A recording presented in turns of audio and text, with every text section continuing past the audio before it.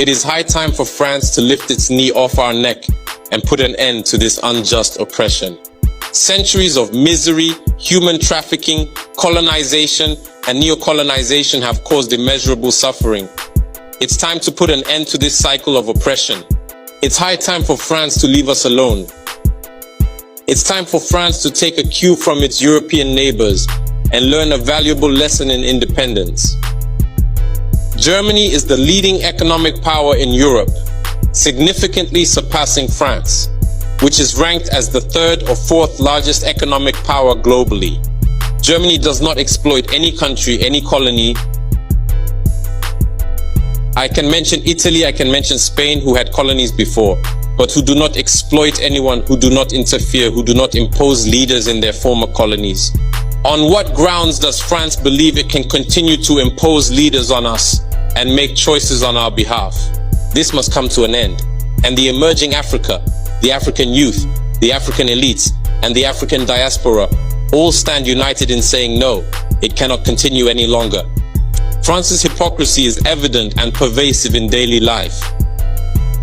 Let's examine the cases of Mali and Chad as prime examples of this hypocrisy. In Chad, where the constitutional process has been interrupted, France applauded and its president visited to officially consecrate the new king's coronation ceremony. In Mali, where it is not the constitutional process that has been interrupted, but the transition process, France has condemned and even packed up its things to say that it is leaving Mali. That's hypocrisy.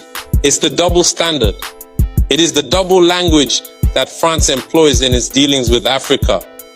During our questioning of Mr. Jean-Yves Le Drian regarding the situation in Ivory Coast and France's decision to allow a third term, he provided a clear explanation.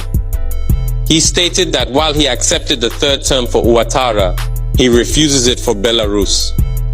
He emphasized that France has condemned the situation in Belarus and has actively encouraged the European Union to do the same. Le Drian explains that in Belarus, millions protested, unlike Ivory Coast, where there were no mass demonstrations on the streets. This is how France deals with African issues. Personally, we expect absolutely nothing from France.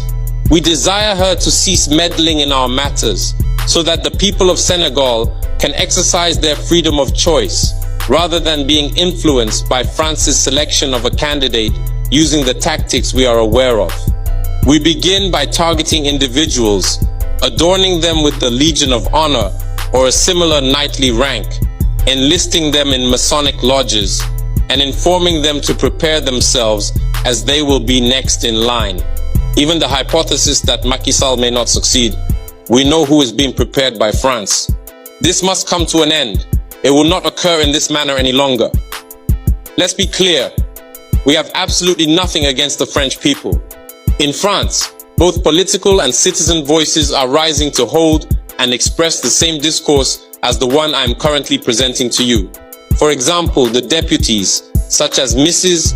Frédérique Dumas, who regularly speaks on the platform of the Assembly, who regularly writes to the Minister of Foreign Affairs, since she is a member of the Foreign Affairs Committee, to raise this unfair behavior of France towards Africa, hold the same speech as us. The same Mr. Jean-Luc Mélenchon, Jean-Paul Lecoq, André Chassaigne, all deputies, hold the same discourse as us, and hundreds of other voices.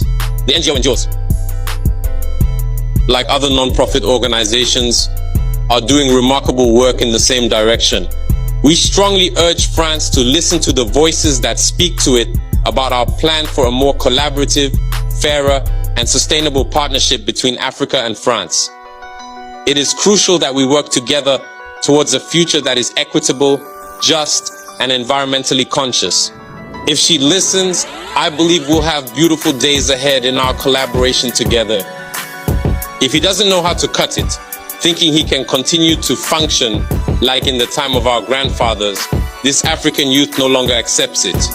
France must make preparations for a definitive break and completely withdraw from Africa. Africa belongs to Africans, not France.